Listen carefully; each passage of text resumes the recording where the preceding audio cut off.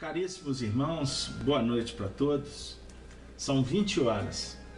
Hoje, dia 9 de setembro do ano de 2014. Nós vamos abraçar a todos os ouvintes da Rádio Brasil Espírita, os nossos companheiros que nos acompanham nesse momento na sala Estudando Espiritismo, da Rádio Brasil Espírita de Maceió. É um momento em que nós nos reunimos para iniciar o trabalho, mais um programa Amor e Sabedoria de Emmanuel, e eu os convido para a oração. Vamos nos recordar de Jesus quando reuniu os discípulos no Sermão da Montanha, com uma multidão de sequiosos pela sua consolação. Ele nos ensinou a oração que ficou celebrizada como a oração dominical para a cristandade do Ocidente. Pai nosso que estais nos céus, santificado seja o vosso nome. Venha a nós o vosso reino. Seja feita a vossa vontade, aqui na terra como nos céus. O pão nosso de cada dia nos dê sempre, Senhor. Perdoe as nossas ofensas, à medida em que aprendermos a perdoar a quem nos tem ofendido. Não nos deixeis cairmos, Senhor, em novos erros. Livra-nos, Senhor, do mal, pois o vosso é o reino, o poder e a glória para sempre. Amantíssimo Jesus, irmão benfeitor de nossas almas,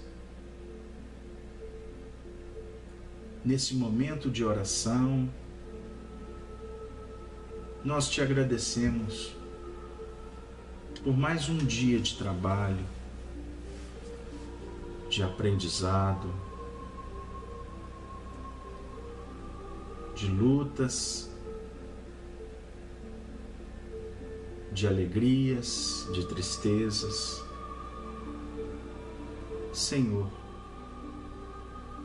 não nos deixe seguir o passo em vão, que o prazer do conforto não nos vença. Livra-nos, Senhor, de tombar no pó da indiferença. Que estejamos, embora com os desafios da horizontal da vida, estejamos, Senhor, em sintonia sempre com o amor do Senhor. Ajuda-nos com a sua presença, enviando os mensageiros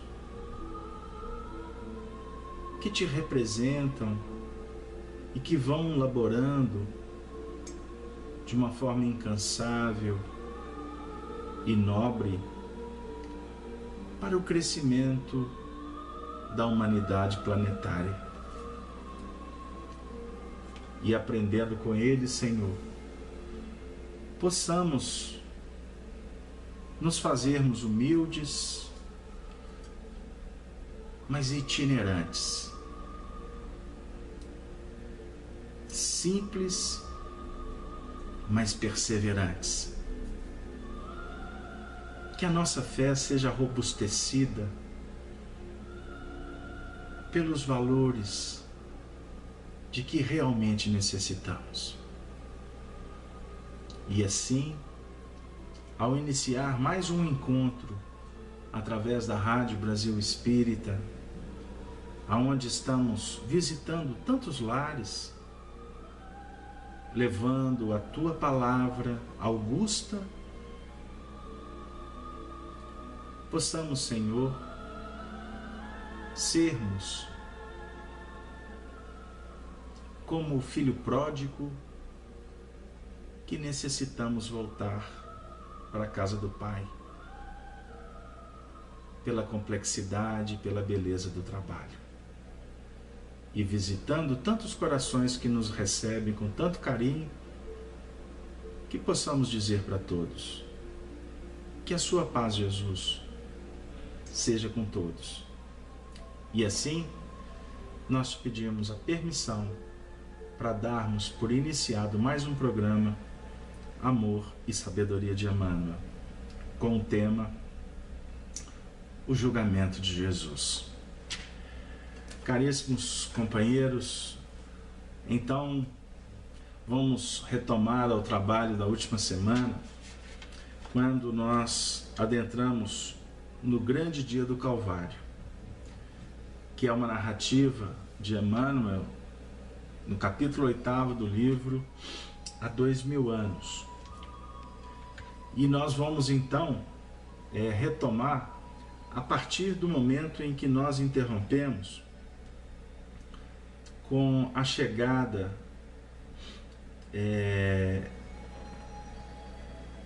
de Públio Lentulus, atendendo ao convite de Pôncio Pilatos. E nós vamos então retomar com o diálogo desse momento tão importante nos destinos planetários. Senador, afirmou Pilatos, não sei se tivestes ensejo de conhecer na Galiléia um homem extraordinário, que o povo se habituou a chamar Jesus de Nazaré. Esse homem foi agora preso em virtude da condenação dos membros do Sinédrio, e a massa popular, que o havia recebido nessa cidade com palmas e flores, pede agora nessa praça o seu imediato julgamento, por parte das autoridades provinciais, em confirmação da sentença proferida pelos sacerdotes de Jerusalém. Eu, francamente, não lhe vejo culpa alguma, senão de ardente visionário de coisas que não posso ou não sei compreender, surpreendendo-me amargamente o seu penoso estado de pobreza. Neste, comenos, penetraram na sala das duas irmãs, Cláudia e Fúlvia, que tomaram assento nesse conselho íntimo de patrícios. Ainda esta noite, continuou Pilatos, apontando para a esposa, parece que os augúrios dos deuses se manifestaram para minha orientação, pois Cláudia sonhou que uma voz lhe recomendava que eu não deveria arriscar minha responsabilidade no julgamento desse homem justo. Resolvi, portanto, agir em consciência aqui, reunindo todos os patrícios e romanos notáveis de Jerusalém, para examinarmos o assunto, de modo que o meu ato não prejudique aos interesses do império, nem colida com o meu ideal de justiça. Que dizeis, pois, dos meus escrúpulos, na qualidade de representante direto do Senado e do imperador, entre nós, neste momento? Vossa atitude, obtemperou o senador, compenetrado de suas responsabilidades. Revela o máximo critério nas questões administrativas. E recordando no íntimo os bens que havia recebido do profeta, com a cura da filhinha, Flávia, embora as dúvidas levantadas por seu orgulho e vaidade, continuou: conheci de perto o profeta de Nazaré, em Cafarnaum, onde ninguém o tinha na conta de conspirador ou revolucionário. Suas ações ali eram as de um homem superior, caridoso e justo. E jamais tive conhecimento de que sua palavra se erguesse contra qualquer instituto social ou político do império. Certamente, alguém o toma aqui como pretendendo a autoridade política da Judéia,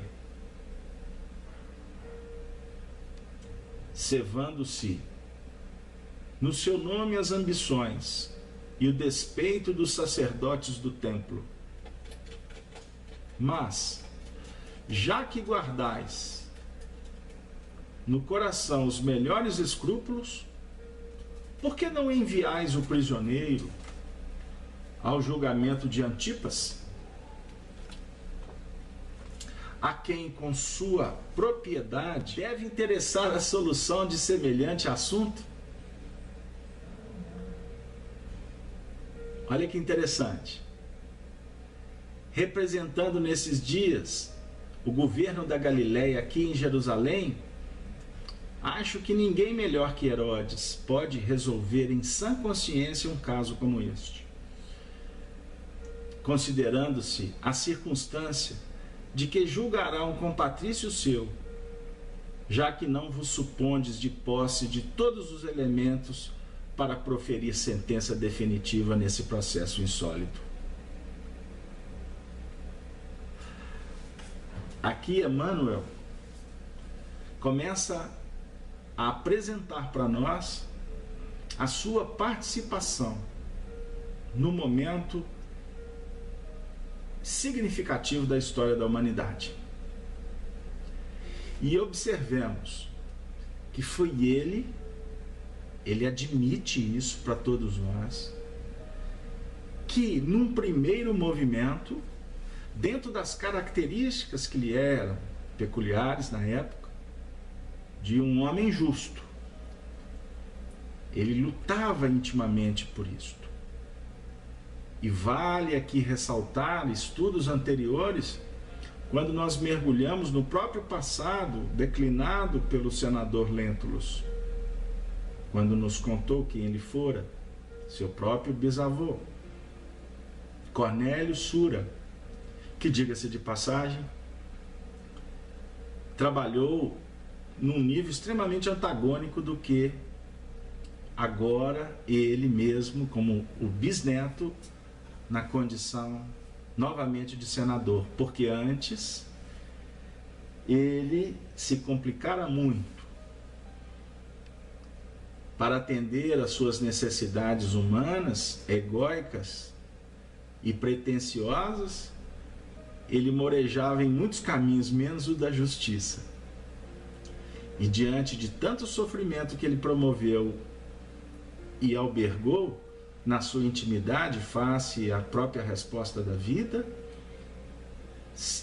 desencarnando de uma forma triste, vivendo augúrias do mundo espiritual, ele reencarna, vamos dizer assim, num período assim, que foi extremamente importante para ele começasse a rever os seus conceitos. Sura desencarnou lá por volta do ano de a década de 70 antes de Jesus. E aqui nós estamos no ano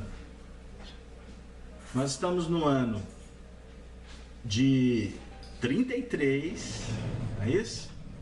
No ano de 33, e ele com 30 e poucos anos, então, portanto, ele estava mais ou menos aqui a quase 100 anos de distância do bisavô. E diante de uma série de acontecimentos, ele, embora tenha virado as costas ao chamamento de Jesus, mas ele aqui demonstra, portanto, o que é muito importante a gente fazer essa menção, ele demonstra aqui o seu posicionamento firme como representante de Tibério. E ele, em momento algum, se desvia, dissimula exatamente a visão que ele tinha de Jesus Nazareno, que, conforme o próprio texto diz, embora reconhecendo a autoridade, inclusive a cura de sua filha, embora ele não admitisse no seu sentido expressivo, mas na intimidade ele sabia, ele não compreendia um homem miserável como aquele com tanta autoridade. Então ele fala de um homem justo, caridoso, e que jamais ele teve notícia que Jesus houvera feito qualquer alusão negativa ao império de Tibério, de César. E é muito interessante aqui que, dentro do próprio senso de justiça, eles não se sentem. Como o próprio Pilatos também se posicionou nesse momento aqui. É interessante a gente observar como que Emmanuel coloca o posicionamento de Pilatos. Embora soubéssemos que Pilatos ali estava também fazendo um jogo político, porque ele não poderia escorregar diante do representante de César, porque ele poderia ali estar efetivamente colocando em risco a sua própria governadoria. Ele poderia perder a posição dele. Mas então, eu chamo a atenção, porque a gente costuma ler e não prestar atenção em alguns pontos que são muito importantes. Então aqui o senador dá vamos dizer assim, a sua primeira intervenção, solicitando que Pilatos o enviasse para o rei Herodes Antipas, que era o rei judeu. Portanto, a autoridade máxima naqueles assuntos. E que, de alguma forma, ele assim agindo, ele também tentava tirar esse julgamento da mão dos religiosos, dos fariseus do templo. O texto aqui é muito claro nesse sentido, porque ele viu que ali tinha uma trama sórdida daqueles que teoricamente deveriam ser os representantes de Deus, e que a história nos apresenta muitos problemas nessas áreas, aonde nós, os religiosos, nos comportamos de uma forma extremamente contraditória com o que muitas vezes deveríamos representar ou tentar incorporar na intimidade. Porque no fundo, não existe autoridade na terra que represente com fidelidade as potestades do alto. Mas, quando, por exemplo, usando da palavra ou trabalhando numa instituição religiosa, independente da posição que se ocupa, a coerência deveria ser a bandeira a tremular em todos os sentidos, por mais que, como seres humanos, erros, contradições acabam acontecendo, mas num percentual que pudesse ser o mínimo possível. E a história nos mostra, infelizmente, que ela foi escrita com muitos testemunhos, com muitas páginas extremamente dolorosas, tristes.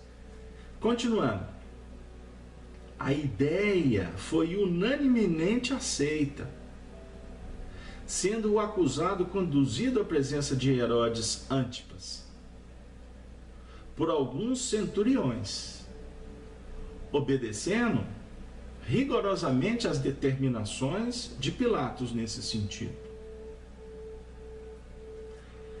Todavia, começa aqui a apresentar Emmanuel, que a gente conhece. Todavia, no palácio do tetrarca da Galileia, foi Jesus de Nazaré recebido com profundo sarcasmo. Então ele não vislumbrou isso, ele não esperava isso, mas aconteceu exatamente o contrário. Apelidado pela gente simples como Rei dos Judeus, e simbolizando a esperança de certas reivindicações políticas para numerosos dos seus seguidores, entre os quais se incluía o famoso discípulo de Queriote. O mestre de Nazaré foi tratado pelo príncipe de Tiberíades como vulgar conspirador, humilhado e vencido. Ele foi tratado efetivamente de uma forma paradoxal com o que ele representava. Vulgar era o que não era, conspirador muito menos, humilhado. Ele pode ter sido humilhado pelos homens, no seu sentido histórico, mas jamais vencido por dentro. E quem sabe nem mesmo humilhado. Porque humilhado é um estado de alma, né? Se sentir humilhado. Para a sociedade você pode estar sendo humilhado, mas por dentro você pode estar até se revigorando. O indivíduo pode assim se apresentar, dependendo da sua lucidez espiritual. Para a gente refletir, não é mesmo? Então, continuando. Antipas, porém, para fazer sentir ao procurador da Judéia a conta de ridículo em que tomava os seus escrúpulos, mandou que se tratasse o prisioneiro com o máximo de ironia. Vestiu-lhe uma túnica alva, igual à indumentária dos príncipes do tempo, colocando-lhe nos braços uma cana imunda, à guisa de cetro, e coroou-lhe a fronte abatida com uma auréola de venenosos espinhos, devolvendo-o à sanção de Pilatos, no turbilhão de gritarias da populaça exacerbada. Triste episódio. Muitos soldados romanos cercavam o acusado, protegendo-o das investidas da massa furiosa e inconsciente. Jesus, trajando por irrisão a túnica da realeza, coroado de espinhos e empunhando uma cana como símbolo do seu reinado no mundo, deixava transparecer nos olhos profundos indefinível melancolia. Cientificado de que o prisioneiro era devolvido por Antipas ao seu julgamento, o governador dirigiu-se novamente aos seus conterrâneos, exclamando: meus amigos, não obstante nossos esforços, Herodes apela também para nós outros, a fim de se confirmar a peça condenatória do profeta Nazareno, recambiando-o com a sua situação penosamente agravada perante o povo, porquanto, como suprema autoridade em Tiberíades, tratou o prisioneiro com revoltante sarcasmo, dando-nos a entender o desprezo com que supõe deva ele ser encarado pela nossa justiça e administração. Aqui estava configurado o chamado jogo de empurra. Jogo de empurra. Sarcasmo, testes de autoridade de um lado de outro, e Jesus como o cordeiro no meio de tantos lobos. Antes de continuar, reflitamos. Porque na história nós precisamos de aprender para tirar belas lições, incorporar o drama, entendendo a história no seu sentido do contexto que ela aconteceu, a época, a política que envolvia, o domínio do Império Romano, mas ao mesmo tempo a altivez dos judeus, no que remonta às suas tradições, principalmente a sua religião. E vale aqui relembrar a Pax Romana do não interferir em questões do povo. Roma, dominando, ela se interessava no domínio militar e retirar riquezas. Mas Roma fazia de tudo para não incitar o povo contra ela mesma. Por isso ela não entrava em determinados assuntos de ordem religiosa, cultural. Então aqui a gente observa o seguinte: qual que foi a posição de Roma naquele contexto? Havia uma movimentação da população. Havia, naquele momento, insatisfações. Era um momento delicado porque se comemorava a Páscoa. Jerusalém, não é? Jerusalém regurgitava de pessoas, de judeus de todas as partes, que iriam participar da festa, a festa máxima. E ali, qualquer movimentação que pudesse configurar, vamos dizer assim, um ensandecimento da população, do povo, você poderia ter muitos problemas com isso, de ordem administrativa, no sentido de organização, de ordem política, porque qualquer tomada de posição poderia, por mais que fosse bem intencionada, voltar, trazer consequências danosas. Naquele momento, Pôncio Pilatos estava sendo observado por um procurador. Ele estava ali diante de uma autoridade máxima acima da dele. Por outro lado, vamos pensar na posição do senador Lentulus, que estava ali numa tarefa muito complicada para ele, porque ele aceitou ir em Jerusalém por conta da festa, na possibilidade, vamos relembrar semana passada, de quem sabe conseguir localizar o seu filho raptado naquele contexto.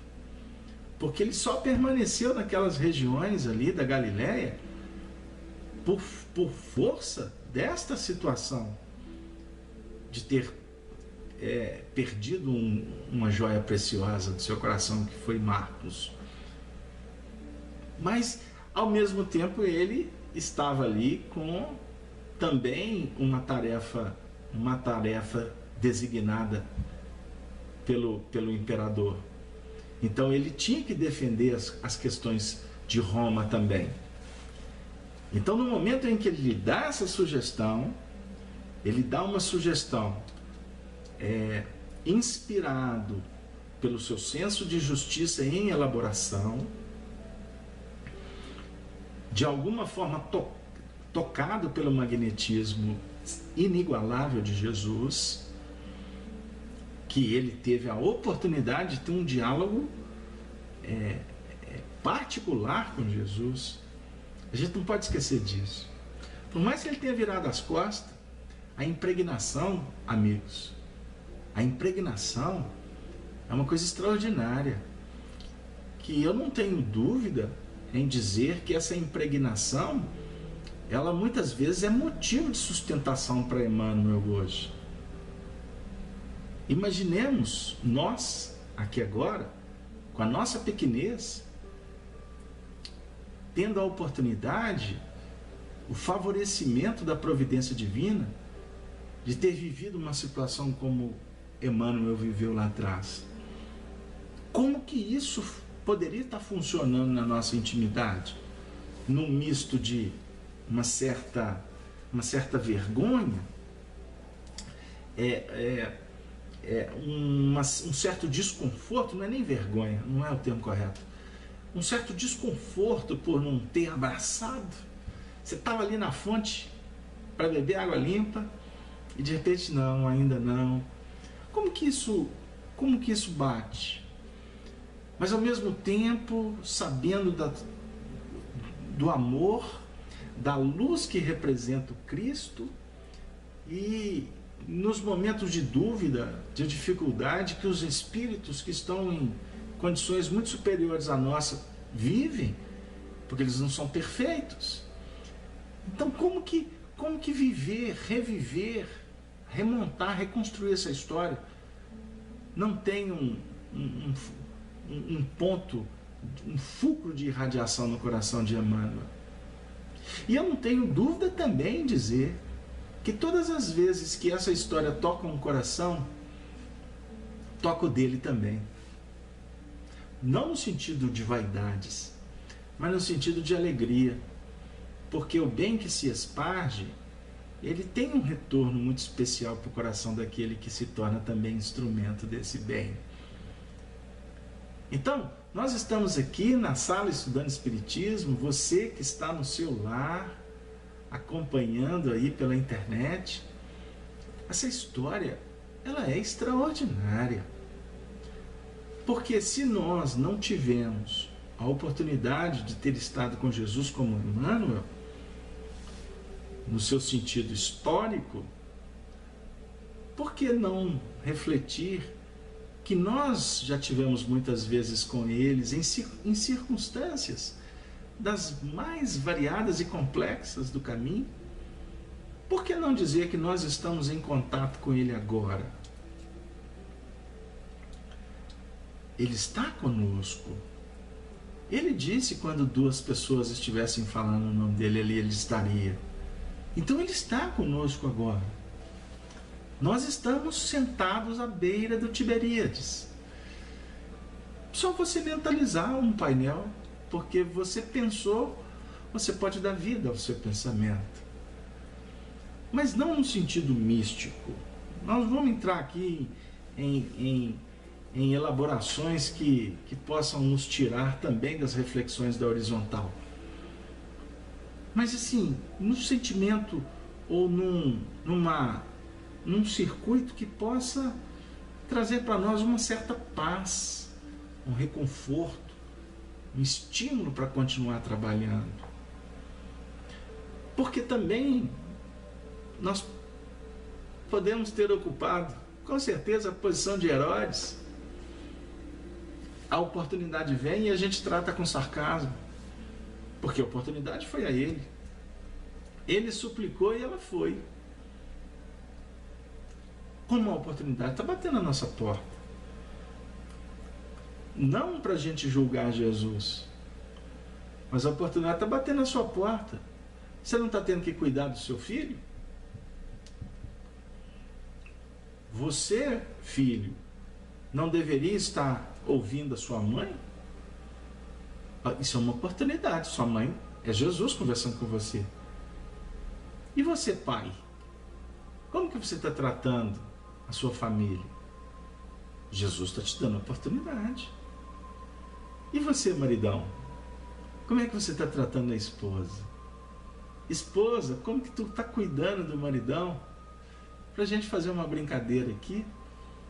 Como que você está tratando o dom da vida? Por mais que tu esteja vivendo dificuldades, você está vivo, você está pulsante. O seu espírito está aqui. E o que você está fazendo disso? Você está valorizando?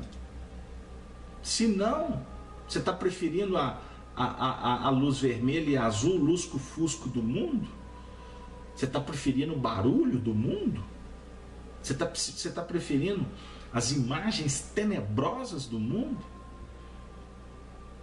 Então eu, poderemos estar julgando a oportunidade fora. Porque Jesus estava tendo tanta infantilidade que aí muitas vezes seremos nós que vamos ser julgados pela própria vida. Porque aqui eu já não sou mais Jesus, já não sou mais Herodes, já não sou mais Pilatos, agora eu sou o próprio Jesus. Não é no seu sentido simbólico, né? Não vou falar Jesus, mas o que está sendo julgado, o que está sendo mandado para cá, para lá, isso é horrível. Isso é muito triste, é humilhante. Quando você perde, inclusive, a oportunidade de escolher. Agora, por que isso acontece? É porque nós continuamos a fazer opções infantis. Assuma a responsabilidade. É isso que a vida está dizendo. Cresça. Cresça. Você vai continuar sentado na beira do caminho que não tem mais fim? Como diz o Erasmo? Você vai continuar nessa infantilidade do desenho animado? Até quando? Brincando, brincando, brincando, brincando. Assuma. Responsabilize. É isso aí. Esse é o ponto. Porque com ordem e com progresso você vai ser feliz. Agora, na flauta, a gente não cresce. Na facilidade não dá. E o que a grande maioria das pessoas na Terra estão buscando são as glórias do mundo. Tu és rei? Ele estava morrendo de rir. Eu estou falando que você é rei, você é rei. Ele que era o rei. E na realidade, quem que era o rei? Herodes se sentiu rei. Mas quem era o rei de verdade se sentiu o servo. Aquele que veio em nome de Deus para servir, para atender, para consolar. Ai, meus queridos amigos, vamos refletir porque o assunto é muito complexo. Muitos soldados romanos cercavam o acusado, protegendo das investidas da massa furiosa e inconsciente. E aí foi acontecendo todo o fenômeno. Tão amarga a situação contrista-me bastante. Vai falar agora Pilatos. Meus amigos, não obstante nossos esforços, Herodes apela também para nós outros, a fim de se confirmar a peça condenatória do profeta Nazareno, recabeando-o com a sua situação penosamente agravada perante o povo, porquanto, como suprema autoridade em Tiberíades, tratou o prisioneiro com revoltante sarcasmo, dando-nos a entender o desprezo com que supõe deva ele ser encarado pela nossa justiça e administração. Tão amarga a situação contrista-me bastante, porque o coração me diz que esse homem é justo. Mas, que fazermos em semelhante conjuntura? Que fazer? Da câmara isolada onde se reunia o apressado e reduzido conselho de patrícios, podiam observar-se os ecos rumorosos da turba amotinada em espantosa gritaria. Um ajudante de ordens do governador, de nome Políbios, homem sensato e honesto, penetrou no recinto, pálido e quase trêmulo, dirigindo-se a Pilatos. Senhor governador, a multidão enfurecida ameaça invadir a casa. Se não confirmardes a sentença condenatória de Jesus Nazareno, dentro do menor prazo possível. A situação era crítica. Imaginem os portões, a gritaria, o povo, a massa enfurecida. Ela não pensa, ela não raciocina. Por isso, costuma-se magnetizá-la com discursos prontos, com magnetismos bem manipulados. A história nos legou muitos exemplos. Muitos exemplos. Muitos cientistas fazem testes em laboratórios, com plantas, com animais, usando, por exemplo, discursos de Adolf Hitler, que ensandeceram milhões de pessoas. Milhões de pessoas. Devemos cuidar dos nossos ouvidos para selecionar melhor o que a gente ouve. E esses momentos de turbulência planetária, porque há 2000 anos vivia-se uma transição. O amor fertilizava a terra para que a justiça se preparasse para o grande futuro. Em Allan Kardec, o precursor da nova era. Agora, nós vivemos uma outra transição. Mas uma transição diferente. Porque já demos mais alguns passos, embora 2000 anos seja muito pouco. Embora existam os apressados que querem acelerar a regeneração planetária. Ciclos, ciclos. Como define o profeta Daniel. Tempos, tempos, metade de tempos. Isso nos remete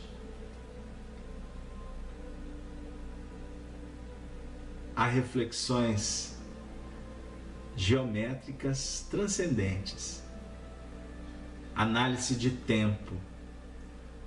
180 graus, 90 graus, 360 graus, a definir, por exemplo, a metade do tempo nos 1260 anos, 1260 séculos, depende do ciclo que você quer avaliar. Por exemplo, no ano de 670, o papado foi instituído, conforme Emmanuel nos ressalta no livro A Caminho da Luz, com o imperador Focas. Se você colocar, somar, é óbvio que as contas são aproximadas, 1260 anos. Com esse período, nós vamos ter uma história de uma sese do pontifício até o estágio máximo para iniciar a sua derrocada. Porque 1870 foi declarado a infalibilidade papal. O topo, para começar a ruína. a ruína de uma religião? Não. O simbolismo da queda de todas as instituições humanas que são perecíveis, que são transitórias. O que nós, como espíritas, também nos chama muita atenção.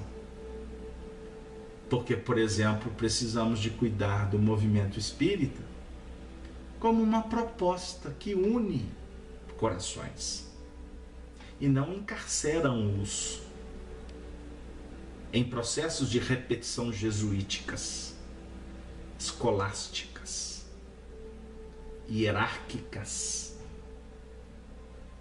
Nos chama muita atenção, porque a gente observa, por exemplo, que nesse mesmo período do ápice, ou seja, infalibilidade, 1870, estava ali codificada a doutrina espírita, com a própria desencarnação de Kardec no ano de 1869. Então é necessário associar os fenômenos naturais da evolução para se tirar algumas conclusões. Então, nós caminhamos aí para quase 200 anos de doutrina espírita. O que é 200 anos de espiritismo que tem a missão de ser a proposta precursora da regeneração? Por isso que João Batista é o simbolismo desta proposta. Basta estudarmos os textos. Kardec, quando recebe a missão, conforme ele definiu para nós no livro Obras Póstumas, e estávamos até estudando esse texto hoje, preparando um trabalho futuro, nós vamos encontrar os Espíritos falando que ele é o precursor da nova era. O que são 200 anos? 200 anos numa história, por exemplo, que a gente poderia consignar aqui como uma história de 30 mil anos de civilização. O que são 200 anos? Perto de 30 milênios? É nada. Então, a gente fica muito preso, situados em alguns pontos da história, porque a nossa faixa mental, ela ainda é muito limitada. Nós, no movimento espírita, temos dificuldade de discutir, por exemplo, a influência do cocheiro, das estrelas, de Centauro, observando que nós somos cidadãos planetários. Nós estamos aqui, mas a nossa visão fica muito presozinha aqui na nossa comunidade, nessa cidadezinha pequenininha. A gente esquece que a gente tem um estado, que a gente tem um continente, que a gente tem um planeta, que a gente vive num sistema, que nós temos a Lua ajudando num processo de estruturação biológica, magnetismo, reprodução, crescimento. Nós temos o Sol como o astro-rei, referencial, mas uma estrela de quinta grandeza. Então, se nós estamos recebendo a influência do Sol, e das outras esferas? Aí, com isso, você começa a refletir sobre o intercâmbio entre as esferas, os mundos, os planetas. Deu aí, gente? Como que o nosso horizonte ainda é muito pequenininho. Tudo isso para que a gente possa ir crescendo na horizontal, numa análise, para trazer a síntese, efetivamente, que é a essência, que é o motivo da nossa existência. Desculpem as ilações. Desculpem a gente entrar em algumas reflexões que a princípio podem estar descontextualizadas desse momento histórico, mas porque a gente quer exatamente entender esse processo, que ele tem repercussões profundas na nossa realidade espiritual. Como que você lida com os julgamentos, Nós estamos estudando o julgamento de Jesus. Mas como nós somos arbitrários, como nós somos tendenciosos, como nós somos meticulosos, sarcásticos, como nós dissimulamos e como nós nos tornamos tão bonzinhos de uma hora para outra. É o que eu costumo dizer, até no nosso meio espírita. A gente faz prece para muitas vezes nos transformarmos, deixar que o passado volte, para daqui a alguns minutos depois a gente fazer uma prece para terminar aquele movimento terapêutico, que na realidade é um movimento, costuma ser um movimento muito mais teratológico, de manifestações incongruentes, bizarras, do que efetivamente é o que nos propõe Jesus quando nos chama: vinde a mim, todos vós, mas também ide as ovelhas perdidas à casa de Israel e pregai a boa nova, o reino de Deus está próximo. É o movimento, é o convite para a nossa renovação. Senhor, a turba está enfurecida. Mas isso é um absurdo, retrucou Pilatos. Perdeu o senso de equilíbrio. Esbravejou. Emocionado é o termo que Emmanuel usa. Emoção desgovernou. Na hora que a emoção vem à tona, é complicado. Por isso, tomemos cuidado quando Pilatos se torna emotivo ou emocionado, apaixonado.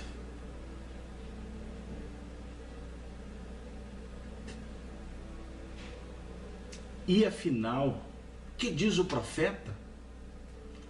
Em tais circunstâncias, sofre tudo sem uma palavra de recriminação e sem um apelo oficial aos tribunais de justiça? Aqui vai chegar naquele momento extraordinário da história. Emmanuel está resumindo.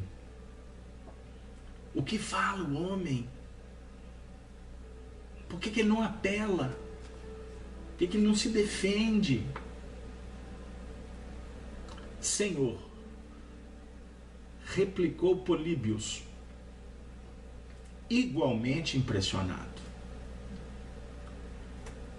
O prisioneiro é extraordinário na serenidade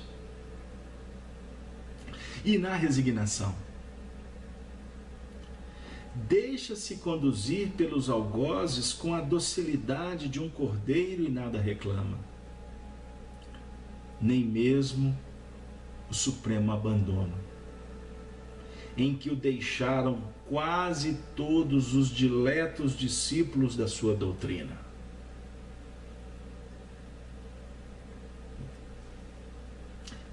Amigos, eu vou chamar a atenção para essa frase.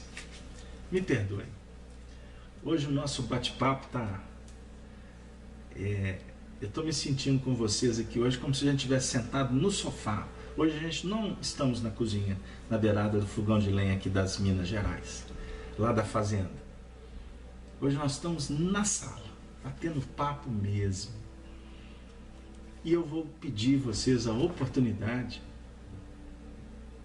a licença, de chamar a atenção para esta assertiva de Políbios.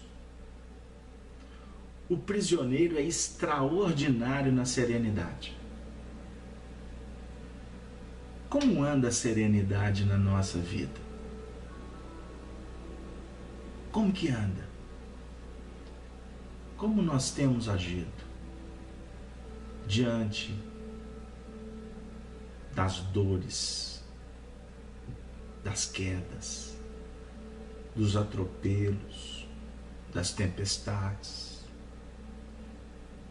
Bem-aventurados os que sofrem. Nós temos ouvido a voz do pastor? Porque aqui ele também vai falar serenidade e resignação. Kardec vem nos ensinar o bem e o mal sofrer. Resignação é o consentimento do coração. Deixa-se conduzir pelos algozes com a docilidade. E os nossos algozes? Como nós nos portamos diante deles? Como? Como nos conduzimos? A gente deixa que eles nos levem para o cadafalso? Com docilidade? Ou nós estamos reagindo com um cheiro de violência? São pontos. E se estamos até permitindo, temos reclamado? Porque aqui o texto vem dizer que ele deixa conduzir, nem mesmo o supremo abandono. Chegou lá. Aqui é onde que a gente gostaria de ter chegado. O supremo abandono dos diletos discípulos. Um dos maiores desafios do discípulo é caminhar sozinho. Solidão. Reflitamos. Nós não estamos falando da condição de solitários, que uma coisa é uma solidão reflexiva, importante, faz parte do processo. A outra coisa é ser solitário. Solitário quem o é, quem não é solidário. Isso a gente aprende com os espíritos. Então quem faz o bem nunca é solitário, nunca vai estar solitário. Hoje eu conversava com um amigo que me contava que está cuidando de uma tia que a família abandonou e que a circunstância levou para dentro da casa dele. Aí ele disse assim: puxa vida, mas como pode uma pessoa que ajudou tanta gente, uma pessoa tão querida, ser abandonada pelos próprios entes? Aí eu disse para ele: meu amigo, isso é mais comum do que tu imagina. Você está sentindo a dor porque agora ela bateu na sua porta. Mas nessa sociedade individualista, consumista, imediatista, as pessoas estão um pouco se lixando. Ah, leva para o asilo, deixa morrer, deixa cair. Isso não é problema meu. Então, se bateu na sua porta, é porque o endereço é seu. A caixa postal, ela tem o seu CPF espiritual. Agora eu te digo uma coisa.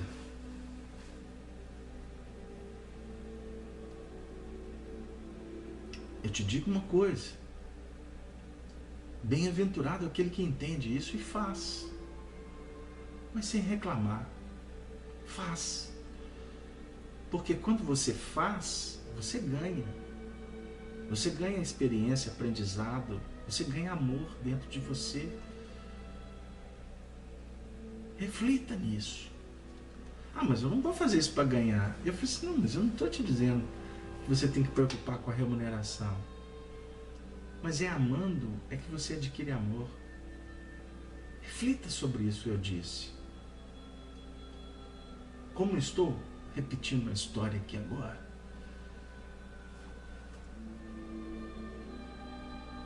Agora, o abandono, no sentido dos diletos que deixam, é um dos grandes testemunhos que a alma precisa de passar. Porque as almas que amamos, as almas que nos ajudam, na carne ou no espaço, elas estão no momento oportuno fertilizando. Mas chegar-se-á um momento que elas terão que partir. É da lei.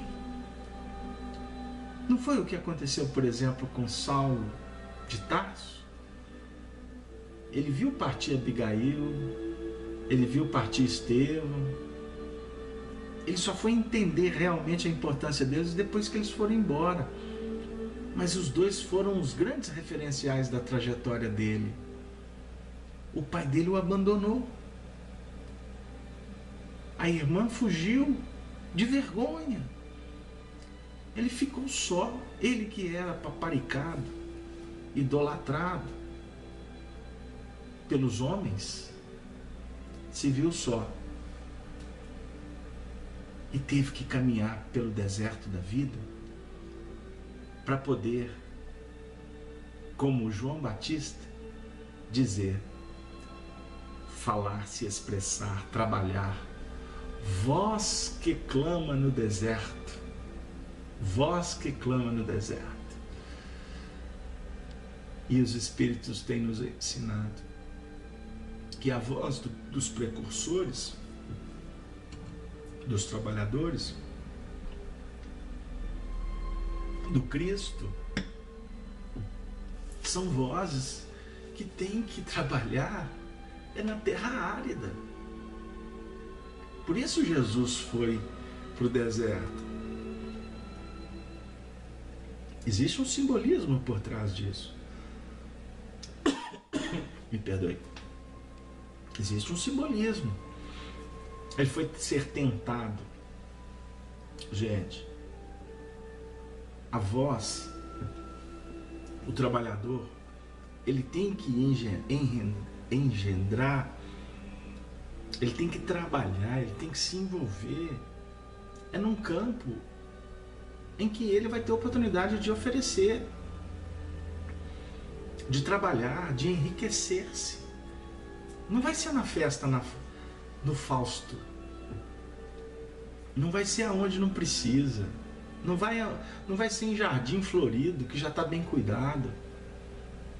Nós precisamos de fazer que Abraão suscite água da pedra.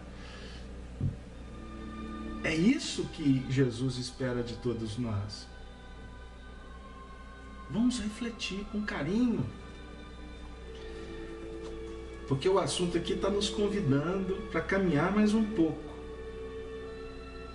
Então, comovido com os seus padecimentos, continuou Políbios, fui falar-lhe pessoalmente, e inquirindo-o sobre os seus martírios, afirmou que poderia invocar as legiões de seus anjos e pulverizar toda Jerusalém dentro de um minuto, mas que isso não estava nos desígnios divinos, e sim a sua humilhação infamante, para que se cumprisse as determinações das Escrituras. As determinações das Escrituras é o testemunho para todos. Ele não tinha mácula, ele não tinha que resolver nenhuma pendência espiritual, como a humanidade tem. E nós só vamos resolver as pendências sob o guante do sacrifício, da dor. Dor evolucional, dor libertação. Não viemos aqui fazer apologia para a dor, porque nós estamos debaixo dela, porque ela é educadora. E eu não vou vir aqui para falar para vocês que a gente tem que ficar extremamente feliz porque está doendo. Não, pelo contrário. Nós nascemos para brilhar. Então vamos entender que a dor, ela está funcionando para dentro do nosso íntimo, do nosso coração, como aquele buril que funciona para a pedra, para dar forma para ela. Mas você tem que lutar para superar. Está com um problema, você tem que procurar o médico, tomar o remédio, procurar o terapeuta. Por que você está com medo? Está no momento da gente enfrentar, inclusive os limites. E por isso existem pessoas que vêm ao mundo para nos ajudar, inclusive para nos ouvir. Portanto, fale, diga, se exponha. Para quem tem autoridade, é óbvio, né? Porque tem gente também que é uma festa para querer contar a vida pessoal e para segurar uma luta. Conta tudo. Quer dizer, não é isso nesse sentido. A prudência fala. O cuidado é importante, inclusive com a sua realidade. Você não tem que se expor. Mas você pode cuidar com a ajuda de alguns pontos que a indicativa é que sejam colocados para fora, para ser compreendidos por você, para que você tenha maturidade de compreender, portanto, o seu limite, a sua dor, não ter vergonha delas. Aliás, vergonha é orgulho, é vaidade. Você não veio no mundo para provar nada para ninguém. Por isso, você não tem que ficar agindo para que os outros, para que você fique bem na sociedade. É lógico que ninguém está falando aqui para você colocar a vestimenta teratológica, porque você não está nem aí para a sociedade. Porque isso é fuga espetaculosa disfarçada. Ou então, revolta dissimulada. Não tem autoridade, não tem clareza, equilíbrio para se posicionar, então pinta o corpo inteiro, com todo respeito a quem faz. Mas é só para a gente refletir. Refletir. Porque muitas vezes até a camisa que a gente veste, ela está dizendo do que está por dentro. É igual a sua casa. Se o seu quarto está bagunçado, vai ajustar seu quarto. Eu brinco com meus filhos. Vocês precisam de ser organizados. Porque se nós estamos desorganizados no ambiente externo, essa desorganização está contando da nossa desorganização íntima. Do mesmo jeito que você vê a sombra no outro, do que efetivamente está dimanando da nossa própria intimidade. Fiz-lhe ver então que poderia recorrer à vossa magnanimidade, a fim de se ordenar um processo dentro de nossos dispositivos judiciários, de maneira a comprovar sua inocência. E, todavia, recusou semelhante recurso, alegando que prescinde de toda proteção política dos homens para confiar tão somente numa justiça que diz ser de seu Pai que está nos céus. Meu Deus. E aí tem muita gente nossa aí que está entrando na justiça por causa de danos morais, porque a operadora maravilhosa da telefonia brasileira trouxe um probleminha, aí é danos morais. Aí um outro alarme disparou na loja. Eu conheci esse caso, muito engraçado. Um amigo espírita saindo da loja, o alarme disparou, a segurança veio. Até provar que focinho de porco não era tomada. Sabe o que ele fez? Entrou na justiça danos morais contra a loja. E veio me perguntar depois o que eu achava. Eu falei assim, meu filho, eu nunca passei por isso. Eu não tenho condição de arbitrar nada. Ô Casalberto, mas o que a doutrina espírita falaria? Eu falei assim, olha, a doutrina espírita vai dizer para nós que você tem livre-arbítrio. Né? Todos nós podemos escolher, todos nós podemos agir conforme a gente julga que seja o certo. Agora, você já parou para pensar que o dinheiro que você possivelmente vai ganhar, né? Porque todo dia sai alguém de casa para entrar na justiça querendo danos morais. Todo dia. E todo dia tem um advogado para atender. Isso eu estou fazendo uma brincadeira. Mas é para a gente pensar. Você já parou para pensar no indivíduo, dono da loja, que tem lá X funcionários, que está lutando para manter a folha de pagamento em dia, pagar as contas? Você já imaginou que pode ser que esse dinheiro que você vai ganhar na justiça desse empresário seja uma conta a menos para inteirar o pagamento de uma família expectante? Então eu disse para ele: eu não posso dizer para você se você deve ou não deve fazer isso, mas reflita nas consequências disso. E procurar direitos é constitucional. Mas e os nossos deveres para com a nossa consciência? Então, meu amigo, eu disse para ele: eu sugiro para você, não pergunte o que você deva fazer para ninguém. Como assim? Ele ficou assustado. Aí eu disse para ele: você não precisa de fazer essa pergunta. Você, como espírita, tem um professor na doutrina espírita que se chama Allan Kardec. E tem um grupo de professores que estão muito fidelizados a Kardec, e um deles é Emmanuel. E o Emmanuel diz o seguinte, que toda vez que você tiver uma dúvida, que a dica é: se fosse Jesus, o que Jesus faria? Ou, se você quer a minha opinião, quem sou eu para entrar no mérito de uma questão? Aliás, eu faço atendimento na Casa Espírita há mais de 25 anos.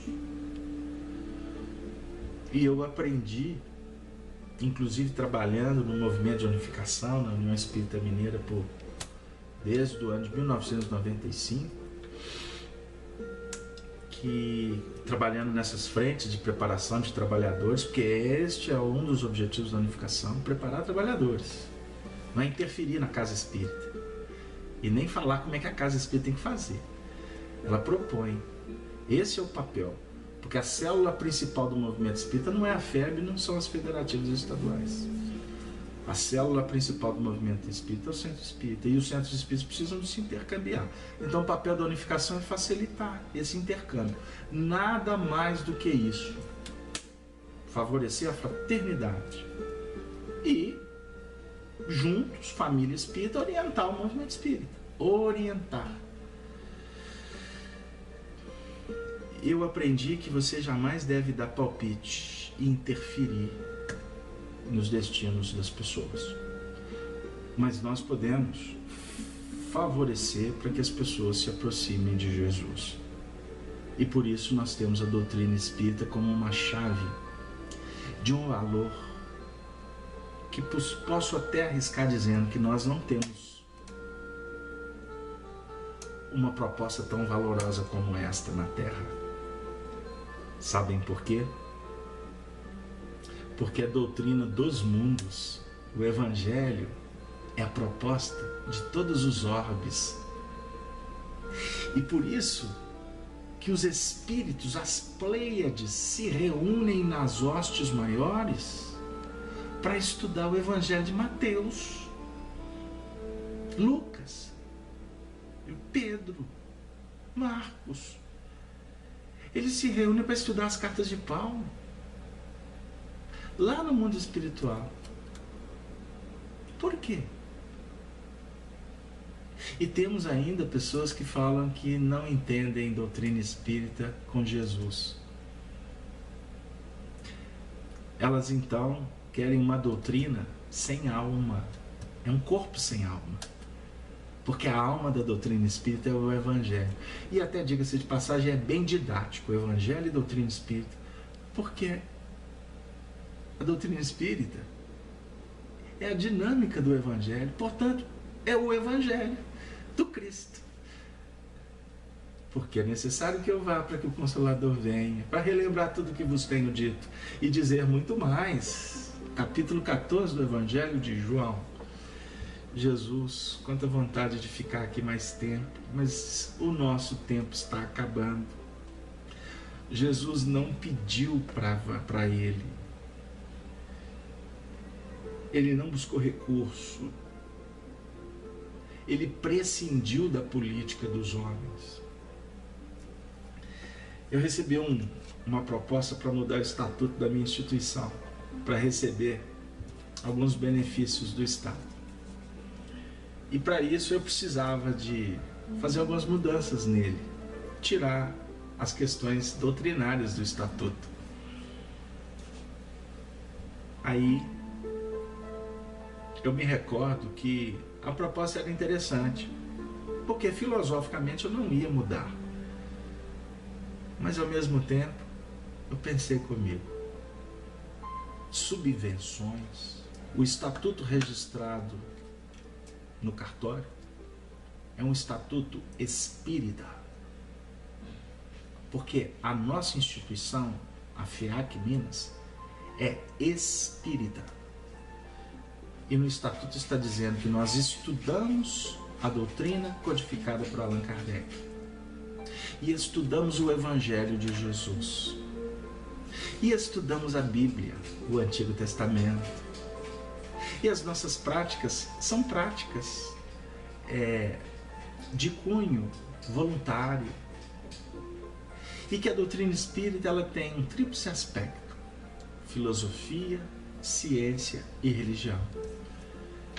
Tirar a religião da essência do estatuto da FEAC ou de qualquer instituição é tirar a essência, a base fundamental. Para quê? Para receber o que Jesus prescindiu, o que Jesus disse que não necessitava. Quem faz isso, ele está assinando um termo,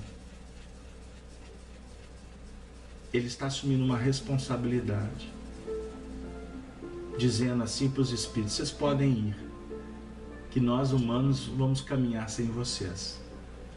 É perder respaldo espiritual. Isso quem ensina para nós é o nosso querido Allan Kardec, quando fala sobre a influência moral dos médiuns. Homem extraordinário, revidou Pilatos, enquanto os presentes o acompanhavam estupefatos.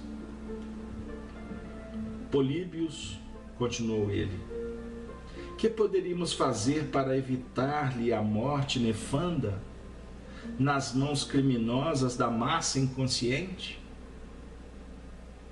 Senhor,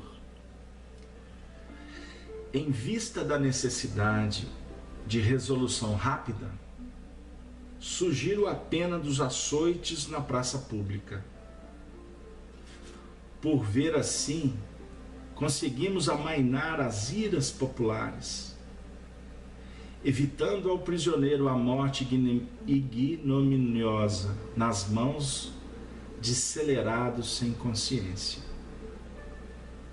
Mas os açoites, diz Públio Lentulus admirado, antevendo as torturas do horrível suplício. Sim, meu amigo, redarguiu o governador, dirigindo-lhe a palavra com atenção respeitosa. A ideia de Políbios é bem lembrada. Para evitarmos ao acusado a morte ignominiosa, temos de lançar mão deste recurso.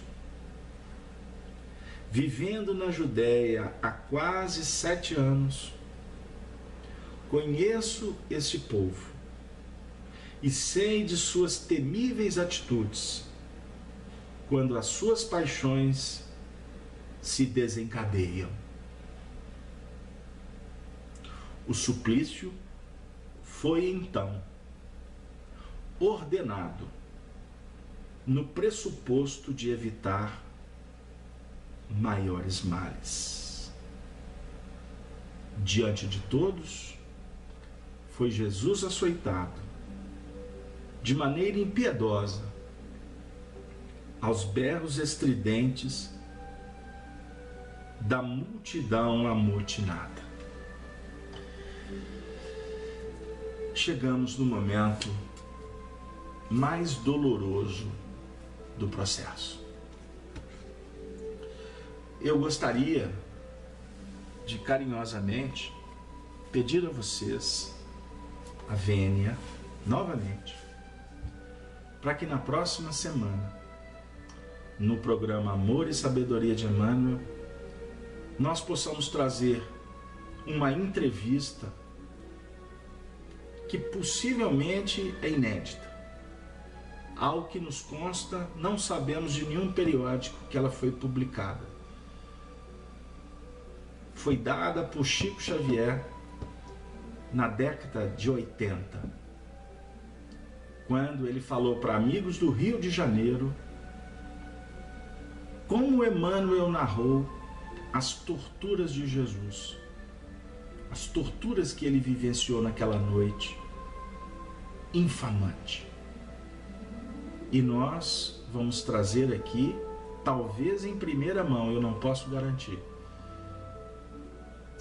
esta entrevista que nós vamos lê-la ponto por ponto, rogando a Jesus que nos proteja e que possa ser ela mais um dado histórico, revelação da mediunidade extraordinária e evangelizante de Francisco Cândido Xavier, para que em futuros programas a gente possa continuar com essas reflexões que estão declinadas por Emmanuel na década de 40 no livro Há 2000 anos, para que dentro desse contexto de reflexões e aprendizado possamos nos engrandecer como filhos que caminhamos na direção do Altíssimo. Eu gostaria de endereçar um grande abraço a todos os ouvintes, teleouvintes, hoje da rede Amigo Espírita, da Rádio Brasil Espírita, vocês do chat, Estudando Espiritismo, você amigo que vai acompanhar esse programa posteriormente. Eu gostaria de encerrar a nossa noite, o nosso encontro, trazendo o espírito da nossa querida Meimei para adocicar o nosso coração, com uma mensagem que foi publicada no livro Espírito da Verdade, psicografada pelo Chico e pelo Valdo Vieira, na lição 93, intitulada Temos o que damos. Podes guardar o pão para muitos dias, ainda que o excesso de tua casa signifique a ausência do essencial entre os próprios vizinhos. Todavia, quando puderes, alonga migalha de alimento aos que fitam debalde o fogão sem lume. Podes conservar armários repletos de veste inútil, ainda que a traça concorra contigo, a posse do pano devido aos que se cobrem de andrajos. No entanto, sempre que possas, cede a migalha de roupa ao companheiro que sente frio.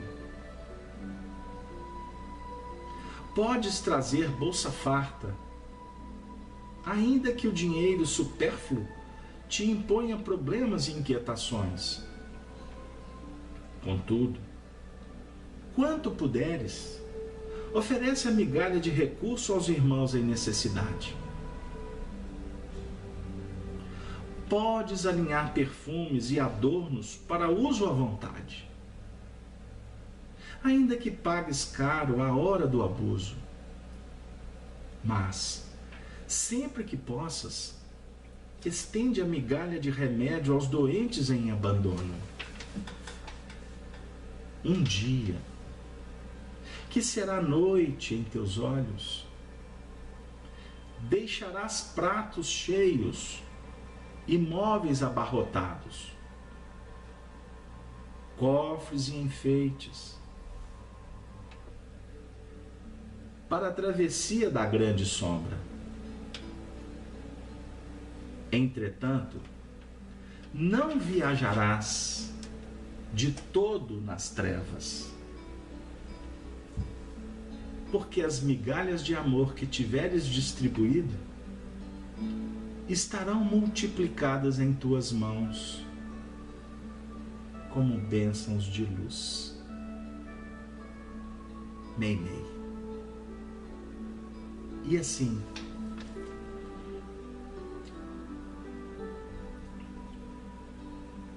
com as mãos multiplicadas de bênçãos de luz, nós abraçamos a todos que acompanharam mais um programa Amor e Sabedoria de Emmanuel, rogando aos benfeitores espirituais que abençoe o seu lar, que atenda ao choro, à dor, o desespero, que envolva a todos que caminham sem sentido na vida, aqueles que precisam não só do pão, do remédio, do cobertor, mas que necessitam do consolo, do afago, do amplexo, do ósculo, da fraternidade. Aqueles que ainda não podem ouvir claramente a mensagem de Jesus, mas que suplicam pelo atendimento espiritual de um amigo presente. Que a espiritualidade possa te ajudar, possa nos fortalecer para o dia do amanhã que nos aguarda, trazendo novas oportunidades, no tempo de Deus que sempre reserva dias melhores. Basta termos olhos de ver e ouvidos que aguardam no solo abençoado da esperança. E nesse movimento de bênçãos, de paz, de alegria, de espiritualidade, de saúde, nós nos despedindo, rogamos a Deus que ofereça para todos os dirigentes desse país, os líderes religiosos, todos os educadores, industriais, mas também ao povo que precisa de direção, de oportunidade, de condições, que envolva esse nosso Brasil varonil, esse país continental, envolva-o, fortaleça-o, para que o reino de Deus se estabeleça nos domínios da consciência e dos corações, para que o Brasil possa cumprir em breve o seu desiderato de se transformar no coração do mundo e na pátria do Evangelho. Na semana que passou, nos despedimos de Nestor Mazotti, ex-presidente da Federação Espírita Brasileira. E mais uma vez aqui, nós envolvemos ele, mas também sua família, a nossa querida Maria Euni, sua filha Miriam, os demais, que possam, todos eles, como amigos espíritas, serem envolvidos pelo nosso benfeitor Ismael, aquele que está à frente dos destinos do movimento espírita do Brasil e também dos destinos da nação. Que Ismael, nesse momento, receba de todos nós expressões de muita gratidão e desejosos de que os bons ventos nos tragam sempre as flores que representam o excelso amor de Deus. Um beijo no coração de todos e assim nos despedimos carinhosamente aqui das Minas Gerais, dizendo: Ave, Ave, Ave Cristo. Até a próxima oportunidade, o próximo programa Amor e Sabedoria de Emmanuel. Valeu, até lá, boa noite para todos.